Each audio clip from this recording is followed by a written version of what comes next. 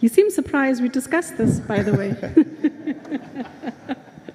Okay, Rochelle. Yes, no,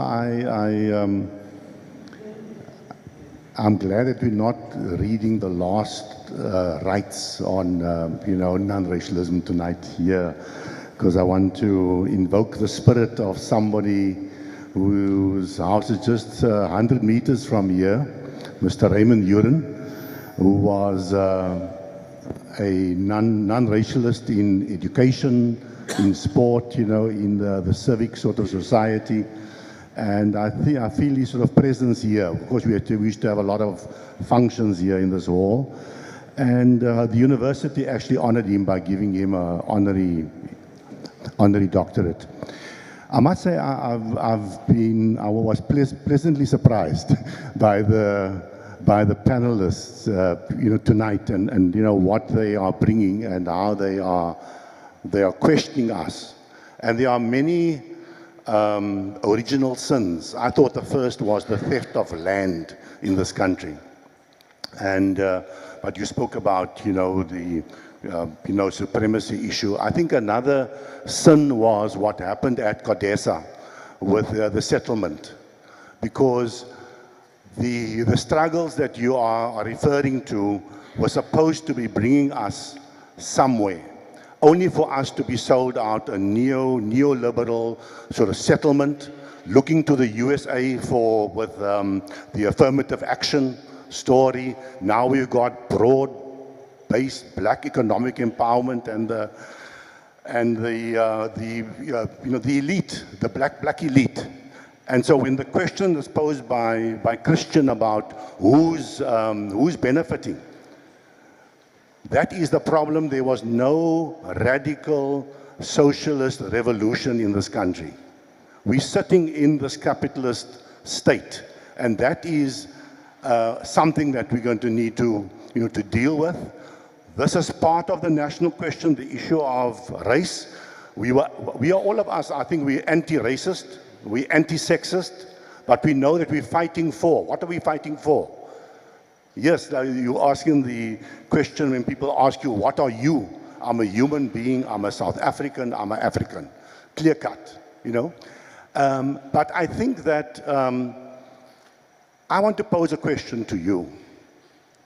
So we're struggling with this non-racialism because some people have appropriated it, abused it, whatever it is.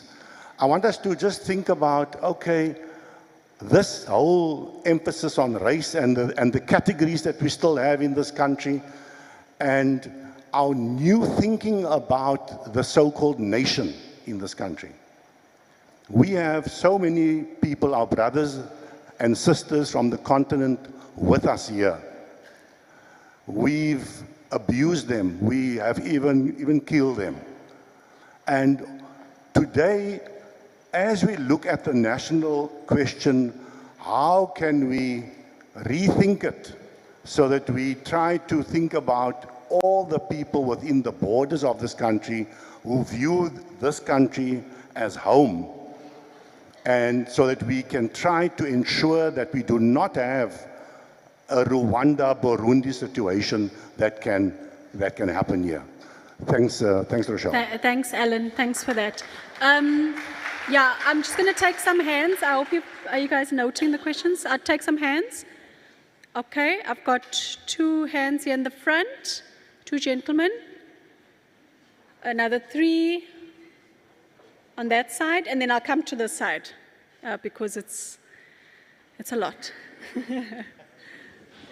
Please just state your name, surname, and let's keep it brief, please. Thank you. Yeah, my name is Ayanda Grootboom from Pan-Africanist Congress of Azania. Program Director, distinguished panel, parents, students, ladies and gentlemen, good evening all. First and foremost, I'll try to be brief, though you see my stomach is a bit bigger. This debate, it's so unfortunate. Behind you, fellow panel, is a smiling face a well-known smiling face across the globe. But if I can be honest with you, that smiling face is the root cause that we are enduring all sorts of turmoil, both socially, economically, and otherwise. This term, non-racialism, in my view, I wish we cannot speak of. It's a term that today we are a mockery of white supremacy, with their forefathers being the Western Union, whose aim and ambition is to further enslave and bully us much further, using leaders of people like the guy sitting behind you, that smiling face. Africa, during slavery. Sorry, I need you to get to the point, please. We've got quite a lot of hands Yes. to get to. Let's wrap it up. Yeah, this myth that we are a constitutional democracy and we are free is a total myth. The reality is that for as long as that the repossession of land is not addressed to the satisfaction of the dispossessed, that will ever be a pipe dream. Thank you so much. Thank you. Just give the mic to the gentleman next to you. Thank you. Kaikwas, good day, everybody. And also good day to all the traditional leaders in the house. Thank you. And all the councillors, panel. First of all, I just want to go to the word of non-racism. We as a community, we was always regarded as a community, never even as a race. I'm talking now the so-called colored identity. And as the previous speaker alluded to the Africanism identity, we feel so marginalized. Our kids can't even get to work because of our false identity of coloredness. So this is also playing a huge role in our conditions that our people find themselves. So we must also not try to exclude ourselves from Africanism. We are all Africa, irrespective of the color of our skin, of the color of our eyes, whatever. We are all Africans. But for us as indigenous people, still fighting to be part of South Africa, our kids is not economically involved in the development of this country. And we can't sit quiet and see what's happening while we are all the way excluded as people being part of the African table. So I thank you. Thank you. Thank you, sir. There were 3 hands there at the back. Those, the 2 gentlemen. I think, Samuel, you also had your hand up there.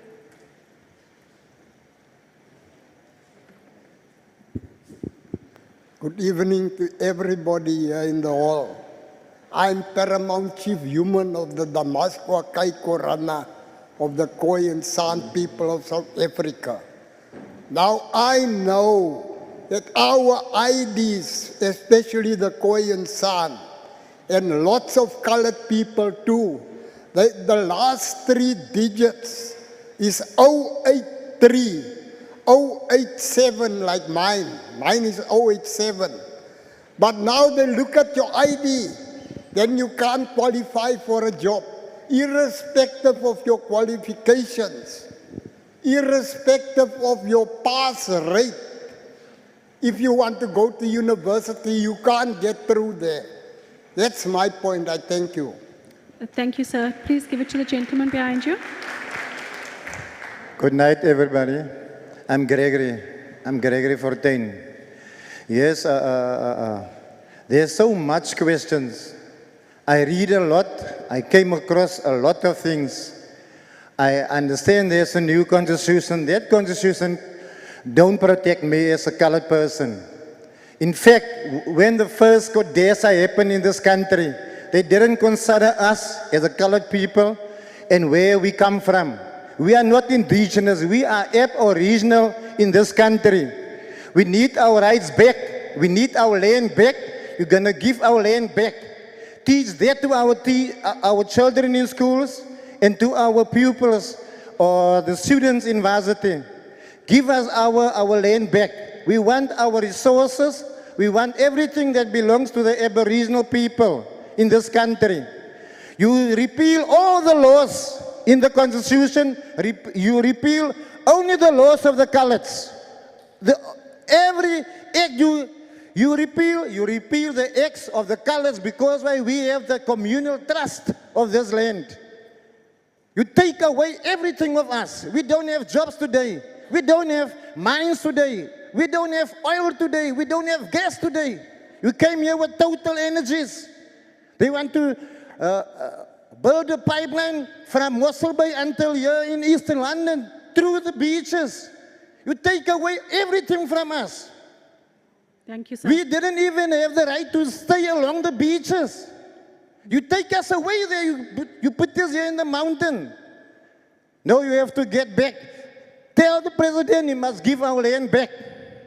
Thank you, So- sir. Thank you. Samuel? Thank you. Samuel Davids, I'm the president of the African People's Progression. The first thing, Rochelle, I think Mr. Makaisa have raised the issue of the different political parties. Now you have to ask the question, why was the DA formed? Why was Freds established? And then you will realize that although they are so-called colored people and black people part of it, their agenda was basically to protect white privileges. Now, that was the reason for it. Now, you join as a colored person or as a so-called black person or the DA, you need to understand that the foundation is to protect, and you are protecting that. The ANC is a disappointment because it speaks about non-racialism, and all races are supposed to be part of that, but they are a disappointment. There's a need for a revolution in this country, and it already started, especially with the brown African people, with the Khoi and San people, where they feel that we are marginalized here. The only thing of this revolution is it needs a leader to take us forward. The very important other part of it is the part of class, and those who have and who don't have. When you address the issue of class, people will stop being racist to each other, because if I have, I will not point a finger to another group. But with the problem that the ANC have created is to work for a small elite group and empower them. These BEE's policies were supposed to work for all, but then you find out that still the brown African person sits without land, they sit without economic power, and we are just there to vote for everybody else. But that will change 2024. Thank you. Thank you. Those are mostly comments. Do you want to take hands from this side, or you want to respond to any of those comments? Okay. Look, I think it was mostly comments. I would like to take some hands from this side.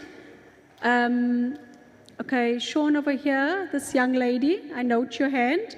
The gentleman in the blue golf shirt, and is that Desira? Yeah, at the back, those 4 names. Sean?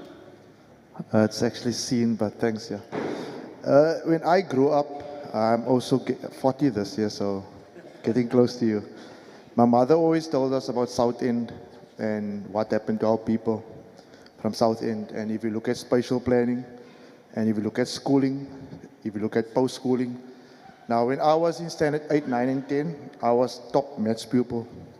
So I was coasting during school, taking it easy. When you get to college on a NS, FAS, that time it was a loan. When you get to college, you realize where you fall in the food chain. So we talk about non-racialism. You know, that's a topic I don't even worry. I like your approach, Eusebius, about anti-racism or anti-something. Because we need to be deliberate. I'll make a simple example. We've got a group of close to 3,000 people that's unemployed. That's doing something deliberate, going to place A, getting him a job. So where I'm coming to the point is, if you look at schooling, the teaching that happens in schooling, spatial planning, all that was designed to keep us in that type of life. The time when we talk about integration, or when we talk about building homes closer to economic activities, that's when we're actually being practical to this anti-racism. If we're going to just continue building RDP houses between Malabar and Galvandale, you're actually just continuing with the spatial planning. You're just making things more dense. That's how crime goes up. So my encouragement is, as people, we need to look at what happened in the past. Nothing is changing for us. And there we heard Samuel speaking about 2024. So for a person to be practical about anti-racism or to take practical steps, you need to practically go to a voting station. And I think Eusebius will join me in this. You need to practically go to a voting station and vote for change. Currently, in the way things is currently set up in the country, that's the quickest way we're going to affect change. I've got a good job. I've got a good paying job. I struggled, I hustled. You know, most of us do Sean, two things. let's wrap it up. Come, let's So wrap it up in now. closing, it's the only way we're going to bring change quicker now as a ballot box. So people, let us try and encourage, especially the youth. Let's push them and let them understand how we can affect change. Burning stuff doesn't help. Thank you. To the young lady in the denim jacket. Good evening, everyone. My name is Pumzilim Jali. I'm a first-year student at Nelson Mandela University from Sarabat Mandres. So I have two questions, but they do go hand in hand. And my first question is going to start with a brief comment. Black Sheep, Black Friday, and Black Market are all concepts that were used and are still being used, while white supremacy or race classification is more of mind colonialism that was made and passed down to different generations. If we were to fight for non-racialism in South Africa, how would it really work in terms of refreshing the minds of our people? Because as 2000s, we are already slaves of that colonialism. Second question is, we live in a political world and we were born in it. If racism was used by politicians to favor a certain color, how do we heal the wounds of those that were brutally affected by the concept and expect their next generations to forgive and fight for a non-racial society, whereas the same roots of concept, which is politics, still rule with the same power but in different favor and privileges of different color? Thank you. Thank you.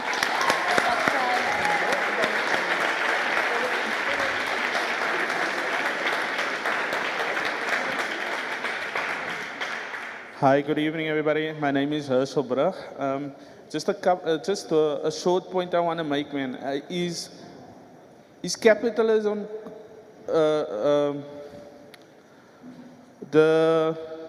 how can I say, the contra to non-racialism? You can't have capitalism and non-racialism and anti-racism all together. Because the reason why I'm saying that, we all have experienced this. If let's say one of our family members or one of me go to stay in the Summer Strand, and then we drive back and we say, look how dirty in the northern areas is. Look how these people are living on this side. That means we've moved up because of our better jobs and better income that we're currently having. Second to that is, in terms of why I'm talking about capitalism, is if the one is contrary to the other one, is my daughter, my youngest daughter is in grade 7 now. When she started in grade 1 at a Model C school, they were in the minority. We were coloreds and blacks were in the minority. Now that's in grade 7, they in the majorities. So my question was, where did all the whites go to? Yeah. Where Okay. did all the whites go to in this school? They all went to private schools. They all went to other Model C schools. They all went to these. But that's why we see more private schools coming up nowadays. Yeah. It's because the whites don't want this anti-racism, happening, what's happening in the country. That's why my question is, does capitalism stand contra to non-racialism? You can't have the one with the other one. All right. No, thank you. Desira, before we answer. Thank you, Rochelle. My name is Desira Davids. I first have a request. Can this become a series of dialogues? What is the possibility of that? Rochelle, of this becoming a series of dialogues and not this once-off thing that we're having now, because this is a very complicated, complex issue that we are dialoguing about tonight, and it really warrants a series of dialogues and not only once-off. So can you please look into it with Kenred, if you please. The concept of non-racialism, in my opinion and my personal experience, is of no use to us as South Africans. As long as certain race groups are still marginalized and fighting to be recognized as Africans. And also as long as we still have to fight for quota systems to be put in place to accommodate certain race groups in this country. We can just do away with terms such as non-racialism, a non-racist, equal, non-sexist society, because it will remain a pipe dream if quota systems need to be put in place. And I hear people speaking about the previous regime a lot and speak about white supremacy. But surprise, surprise, the current government is not doing better. In fact, they are doing disappointingly worse. Because, post-1994, we actually expected things to improve for the brown African people in this country. And everybody else is better off, and I'm unapologetically saying so, that everybody else is better off except the brown African child. Thank you. Thank you very much. All right. I just want to acknowledge some of the questions that comments that we've got online. We've got Gary Kukamur, who says non-racialism is the outcome, anti-racism is the means, ? And then on Canred YouTube, we've got Underdog. He says, a lot. The common fallacy that is promoted ad nauseum around the globe is that apartheid was defeated in 1994. Apartheid was not defeated, it was liberalized. He then says, what does it mean to be Africanized? Is Africanization an ocular transition? By this I mean, are there visual or physical traits that apply? And then one more, also from Underdog. Everybody seems to think that non-racialism was being practiced in the new South Africa, wholesome ignorance of the term. So a lot has been said, a big theme coming out that brown people feel very marginalized. And I would like, if each of you could also please just touch on that, and any of the other comments. Eusebius, can you please go? You can sit there if you prefer. No, okay. Yeah. I hope we can get another round in, so I'm not going to respond comprehensively. And I want to just touch on a couple of points, and forgive me if I don't get to one that you hope that I might, and my other fellow panelists may come in as well. The first thing I want to say is just to acknowledge, and I'm not a politician, so this is not a vote-catching comment, but a sincere one from one working-class colored person, although I can no longer claim that, living in Sandton. But I come from our communities, and my family is still rooted in the same communities. That I really appreciate the feeling before we even get to the substance of what's coming out of this dialogue. I think that's important. I think it's important to use something that I said last night when Andre rightly also allowed more voices to come out on campus, that we color outside even the rules of dialogue, and the way you spoke into the critique of Madiba, which is politically incorrect. It's important to allow that space. It's important to allow the space to be heard. We had Lorenzo powerfully telling us a story on Monday of a 68-year-old voter that was someone hitching from one dorp to another, who told him something that my dad and I reflected on, that politicians are always ready to engage her when they look for her vote, but they're not interested in her voice. And I'm not surprised that my prediction at the beginning of my remarks has been proven correct in the Q&A, that although there are many of you that can powerfully speak into non-racialism versus anti-racism, that of course the most important reason you are here is actually not the way we frame this conversation, and that's perfectly legitimate. You are here because you do not feel like you have a stake in South Africa. As colored people, we don't feel that. We do feel marginalized as black people collectively in the sense that Nomalanga used it, which is the sense how I self-identify. We don't. I also get why many of my family members do not self-identify as black but as colored, and think that when I do it, that it's because I'm well off enough within my family to be able to think of myself in a really colorful political way as black. So your anger, your frustration, your marginalization, it comes out in the way you speak, and I think it's important to acknowledge that. And for me, that's the most important thing that I get from you. I only want to speak directly into the substance on 2 or 3 points. The first is to say, and the first year student, I wish you just slow down a little bit and allow yourself also to be heard. Because there was some brilliance there that I didn't quite catch. But to the extent that I did, and Nomalanga tried to help me out, unfortunately, we're not short of problems, right? And I'm drawing your comments together in my 2 responses. The first is to say, we've got a myriad set of problems. We sliced off one with the way we framed this conversation. Many more have been brought out by yourselves. And one of the many more includes a new form of elite that is a black elite that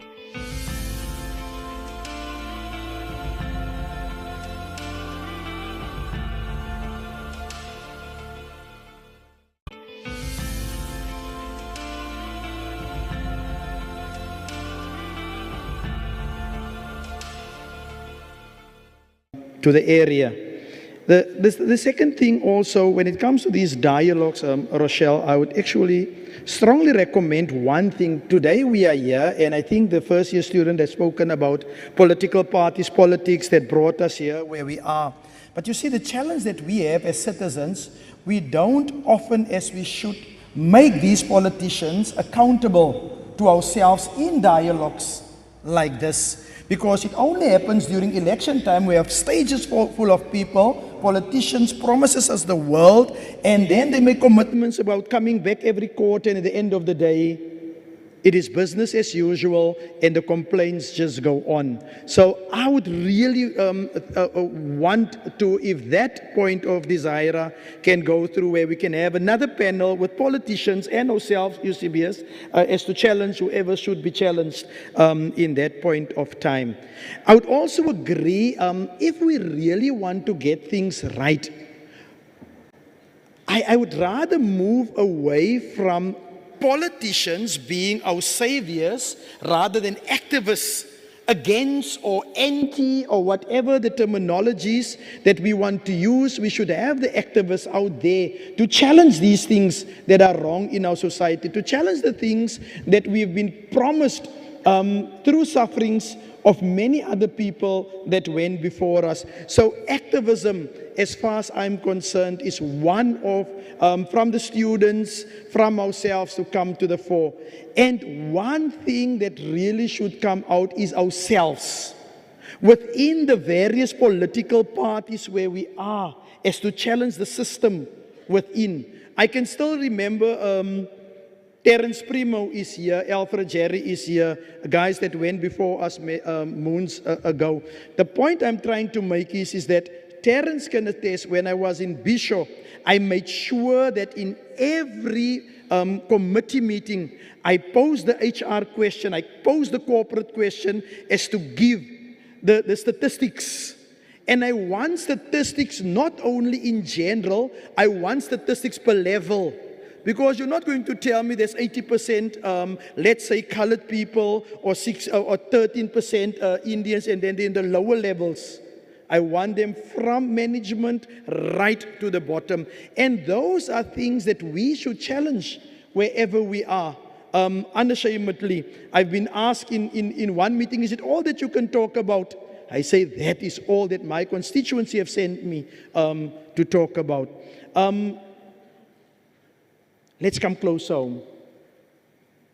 You have raised it the other night, your CBS, whilst we were waiting for the president to make his announcements about his cabinet. Knowing myself, I always wait to hear when people of our area is also going to be appointed. And it actually, under the current president, never happens. It is an opportunity that is every time missed when government and especially the ruling party, must come out and say is that we are the party that claims, and if I say we, you see this, I include myself because I'm from the ruling party, but we are the people that refer to ourselves as the leaders of society. So we should lead. We refer to ourselves as a caring government, so we should care. And when it comes to opportunities like the other night, where you have to reshuffle, where you have to change your cabinet, then lead in non-racialism, lead in the national question, be a caring government to all the citizens and not only to some. Thank you. Thank you. Nomalanga? You want to stay? Yeah, I don't know if I wanted to deal with the brown people question, but let's go for it. Because actually half of my family are colored, like many black people, so I don't have this, so-called, but now you see at the back of the room, I must make disclaimers, everyone forgive. I would just say black people, but yeah, it's fine. In fact, on a better day, we're all Africans, except the descendants of Europeans, but anyway. This issue, okay, you see, one hand we're saying non-racialism, other hand we're saying, but colored people are not being employed. So we have to see the colored people. We can't be non-racial about it.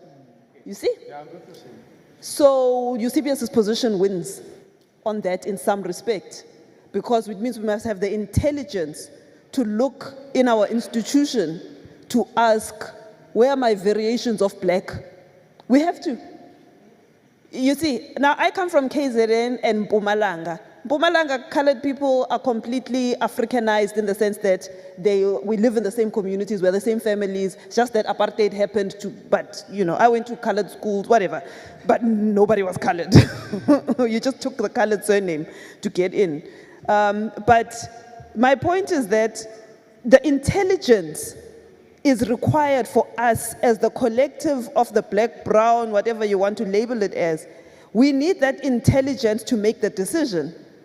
I know this because I have to make this decision every day at work. I have to look at my statistics. But because I have this black politics, this anti-racist politics, I will see there's that colored young woman. Man, but she's not working hard enough. Guess what? Now I must do something about it because there's going to be a post coming up and I need her to be ready. It takes a very deep level of commitment to make these things happen. So we have to commit to them. And we're going to have to be able to say, I don't see colored women in nuclear physics. Then I have to not just go and make a recruitment process. Oh, I'm looking for colored women. Then suddenly I don't find them. Oh, well, I guess I don't have to hire them. I first have to see that there are no colored women there. Then I have to work on it. And then I must take a stand at work and say, I'm going to produce the colored woman who's going to take this job. That's how we work. At least my bosses will be happy with that. That's how we work. Okay? But obviously, I'm going to do that for every single black child in that room. But I'm very aware when I see my statistics. I'm not doing these statistics as a game. This is our philosophy in our space. If I don't see someone representing Mitchell's Plain, Shorterville, Galvandale, if I don't see those people yet in my space, transformation hasn't happened. It's that simple. So, but it goes back now to what Eusebius and I think two colleagues said it over here as someone at the back, which is that how do you actually do these things under capitalist conditions? What if Nomalanga hated to have other black people in the room? Because now I live in a white suburb. Okay, I don't live in a white suburb, I'm just saying, if I did. My parents tried to live in a white suburb and we couldn't do it. We went back to rural area. But my point is this, when that black person or that colored person walks into that room, gets that job, and then they think, oh, I just love having all the whites love me alone. I want both of you to think about what is that deep problem. If I don't make the decision to notice that the colored woman that I'm working with needs these and these and these things, and I'm her boss, so she can become a boss herself one day. If I don't do that, it's not going to happen. And so I'm worried that we don't have ideas and we don't have systems. It takes a Nomalanga, or it takes my boss, or Amina there, my other colleague. These people that I work with, we sit like this, we look at stats, we look who's around us, we go, okay, and we start ticking boxes. No, please go and develop this person. Please go and develop this person on purpose. But that's not a system. That's not a system. So I think that's what I wanted to say about this. Everything comes down, and this is, if I can just say to the political colleagues at the back, well, they're wearing the same t-shirts. We're in a dangerous zone right now. We're in a dangerous zone as a country because the ANC is deeply challenged. We can all see it. Uncle, ne? We can see it. You're like, challenged. Deeply challenged. There's going to be a change in this country. We don't know what it's going to look like. Let me tell you, Eusebius will tell you, white people are organized. White people are ready. They're ready. It doesn't matter how much you want to non-racialize it. White people are ready for that and the falling apart of the ANC. Those who are busy building new political parties, that is what we must talk about now. How are we going to transition into this new phase where that party that was our custodian is deeply challenged? If we don't solve that problem, we're going to now fall into an even worse decline. They will not solve the problem of colored unemployment. It will not solve that problem of Katanga. Chair, I want to make one last comment about this because it ties back to this brown people thing. I asked myself the question once, would I prefer to live in Katanga, which is here, or would I prefer to live in Xofimvaba, a rural area over there? I can tell you this, apartheid was so convoluted, leave me in Xofimvaba. Because the level of dispossession that you see in Katanga, I'm sorry, it's a type of, now, what that requires is intelligence again. I'm not saying that, I don't take the politics that colored people suffered more than African, I really don't. But when I look and I see, and I think of my rural area, at least I've got cattle. At least I know where our graves are. At least I know where our people came from. Yeah. And that is where we must learn to start feeling that sympathy and empathy with one another. Oh, thank you so much. Okay. Yeah, we've got time for one quick round. This time I'm cutting off quick to the point. I'm going to have to, oh no, we don't have time for so many hands. No, you've spoken already. Okay, wait, put your hands down. I'm going to have to see who goes first. There's too many. I'm taking two this side and I'm taking two this side. Okay. I'm going to take the lady at the back with the black jersey. No, here. You, yeah. You. And then I'm going to take, is that our former mayor? Yeah, Eugene Johnson? Okay. And then I'm going to take this lady here in the front, and then the gent there in the black jacket. I think I saw you Monday night. Yeah. Okay. Can we get that? Yeah, there we go. Good evening all, my name is Shanae, and I just want to thank everybody for this platform and opportunity. Coming from a Model C background and then going into an industry where I did feel that at some point we were marginalized, I just want to say to the question that the Prof had, right, or just the statement where she said, would I rather go back to Xofimvaba or would I stay in Katanga? I come from Katanga. I wouldn't want to go back there. And the reason is, and when people say black and white and African and that, or colored, we are all African. What we identify with culturally will make your decision based on if you're going to go back to Xofimvaba or if you're going to stay in Katanga. Because our people have lost their culture.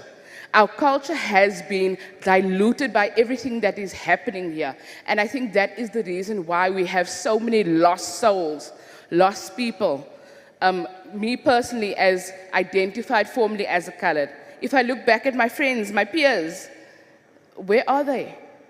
They are lost souls, and that I think is what our people are fighting for, Yeah. to bring back and recognize those lost souls. So that is just what I'm going to end with. Thank you so much. Ms. Johnson? Sorry, Chair, if there's time, Uncle, I'm going to give you a chance, but we must listen to the former first citizen. Thank you very much. I want to agree with those that feel that there must be open, rigorous, but also dignified debates around the entire matter of the national question as well as non-racialism, because we cannot deny the fact that we come from an era of apartheid. We cannot deny that. We can also not deny the fact that the ANC government has not delivered insofar as non-racialism is concerned. Because remember, we could not swim at Summerstrand. We could not stay in Kensington. We could not go to the schools in Newton Park. We could not do that, and that's a reality. But today we can do that. Hence I say, without politicizing the entire matter, because indeed there are some of us that feel we are not colored. We were given that name by the apartheid regime. They called us coloreds. Even today, Khoisans are saying we are Khoisans, but they were never called that. So we are saying, let people feel that they want who they want to be, what they want to be, because we must acknowledge the fact that the entire concern, because we must agree that the national question is a superstructural phenomenon at the level of consciousness, feelings, as well as religion and perception, because people feel differently on how they are being treated, because this has to do with the issue of economic empowerment. And I like what one of the speakers says. Sorry, ma'am, I'm going to have to rush you on there, please. Can I just say this one? 30 seconds. This has to do with economic power and capitalism versus the working class. And the question, and someone said, was capitalism really necessary to disrupt the working class? And the answer is yes. So we must have debates around asking ourselves is, how do we ensure that the issue of economic empowerment as well as social transformation benefits all? And that debate must not be politicized. Okay. Thank you very much. Thank you. Thank you. To the auntie in front. Good evening. My name is Anita Koopman-Smith, a victim of society. When are we coming back to heal our communities? Blood, our streets are stained with blood every day. Yeah. When are we getting up and say enough is enough? We embrace this dialogue. We want more because our social ills in the metro. Let us start with the metro. Let us start in the northern areas and start to care about our communities. Thank you. Thank you so much. To the gentleman at the back with the black jacket. Okay. Thank you, the gentleman in the black jacket. Thank you. I just want to, my name is Tembele Pakade. I would like to thank the Herald as well as Conrad NMU for this kind of a debate. We have not had a debate for a very long time in this country. We have been very, very much depoliticized. What I want to concern myself with is non-racialism. For me, non-racialism is just a non-starter. It has fallen flat in front of the people who are peddling it. It has fallen flat, it has not delivered. That's why people here are complaining. Those who are talking about non-racialism, including the gentleman there in the panelist, it has fallen flat in our face. The issue here basically was racism. Racism was our problem. If racism was the exclusion of one race by another from economic power, well, now we're in charge. Have we gotten that power, especially economic power? Have we gotten that economic power? You see, the ownership patterns in this country remain as they were before. They have not been touched. So I might as well say the constitution in this country is itself racist because it continues to marginalize the people who are fighting. So people are not fighting for ideas, they're fighting for their land, they're fighting for bread. And now all those people who are owning land continue to. Yeah. Do you see? No, we're not fighting to share toilets with other people here. Yeah. We wanted our land, every square inch, and now we find ourselves in the same situation we were before. And now we're starting to fight amongst ourselves. Who are coloureds, who are this, who are this. But we're black people who were oppressed. Yeah. So my point is, racialism is the end point. It will never be the means. It will always be the end. So now even no matter of social cohesion is going to bring about change in this country. We don't force non-racialism. You create conditions, especially if you Okay, sorry, sir, let's wrap it up. Let's wrap it up. Okay, thank you very much. Let me leave it here. Thanks a lot. Thank you. Look, we're running out of time. Can I just ask each of our speakers here on the stage if you can maybe respond to some of the comments and also closing remarks, 2 minutes each.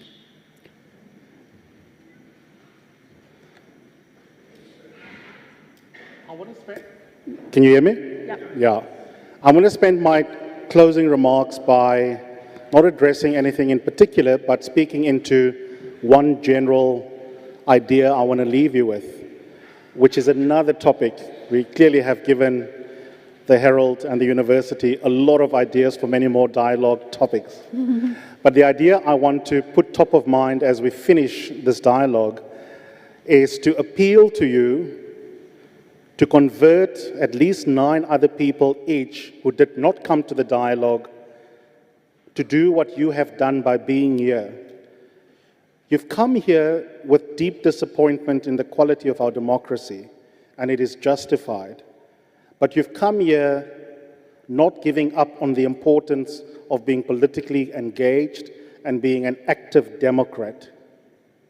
What the thugs want, what the criminals want, what the looters want are citizens that are not skeptical, but so cynical that the voter turnout next year plummets to the 30s or the 20s.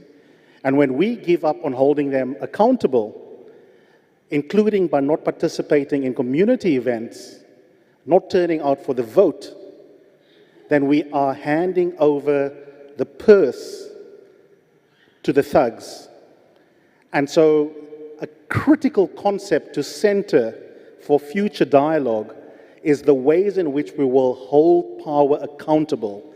And my appeal is, just as you have demonstrated a deep commitment to engagement, it's really important that we all vote next year, we hold power to account, and that you have this conversation with your friends who did not come to the event. Okay. Christian?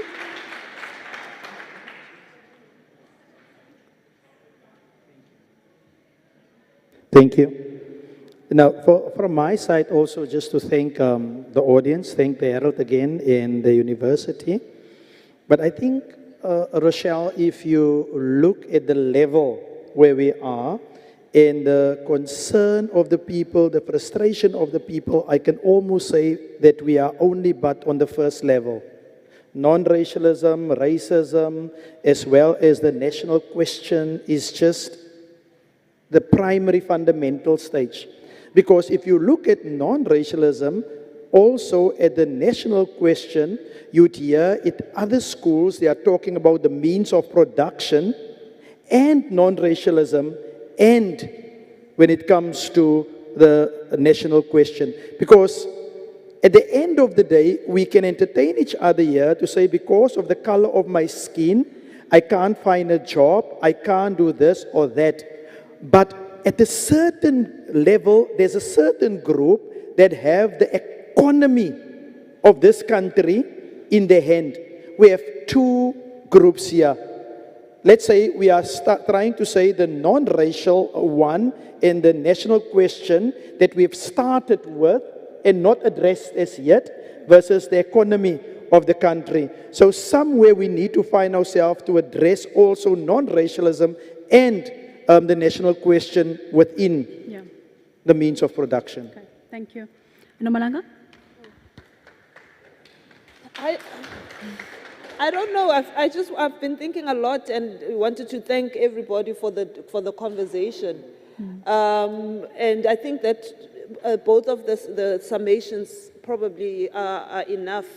And to just say thank you to everybody for doing this, and that there's, for me, it's about continuing to think, oh, how can I develop the intelligence to understand Black people's grievance, even if there are so many differences amongst us.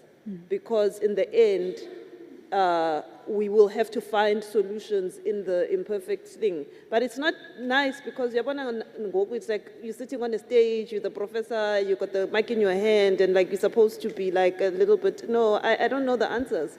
So I think I must go back to my own community and try and solve it there as well. Yeah. That's how I feel. Really, that the only way I can learn is by being where I come from myself and doing that, because as you are saying, it's not enough for the professors to sit here talking and as if, I don't believe in that. Yeah. No.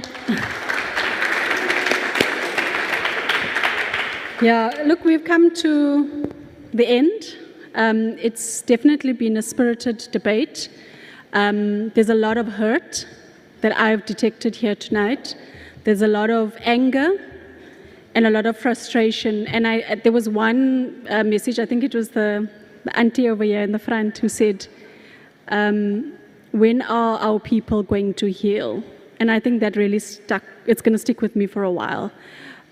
We've heard you. I'll speak on behalf of the Herald and on behalf of Nelson Mandela University, although Professor Keert is coming up next. Just to say that we've heard you and we know that there's a need for continuous conversations such as this. But I would also like to just echo what Eusebius has said. Please, if you come again, bring more people. We can't be sitting and having a discussion amongst ourselves only. We need to bring more people in so we continue to have these discussions.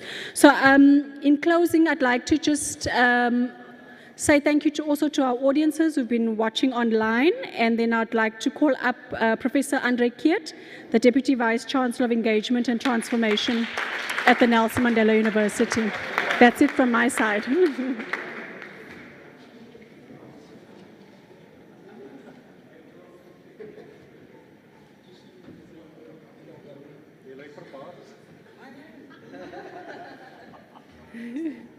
Thank you. Hallo allemaal. Ons het baie lekker discussion gehad vanavond. Thank you so much, Nomalanga, Christian, and Eusebius. And of course, the entire community members that pitched up here, our students, our colleagues from CANRAD as well, from the engagement rounds. I see our Dean from Humanities here as well, and the Deputy Dean as well. So that's brilliant. But of course, the main idea is for the university to also orient itself as a regular citizen of the environs within which it operates. And I like the idea that all three speakers put out here. We do not want to engage on the basis of being a professor or being a university. I think that we want to continue entering, or at least walk together with our communities as a learner in relation to what the challenges that we are facing. And of course, our partner, the Herald, Rochelle, we have been walking now for more than a decade now, this journey of community dialogue. So thank you so much to everybody for making the time, for helping us think, for putting your contributions forward, and of course to our panelists as well. Thank you so much. Have a lovely evening.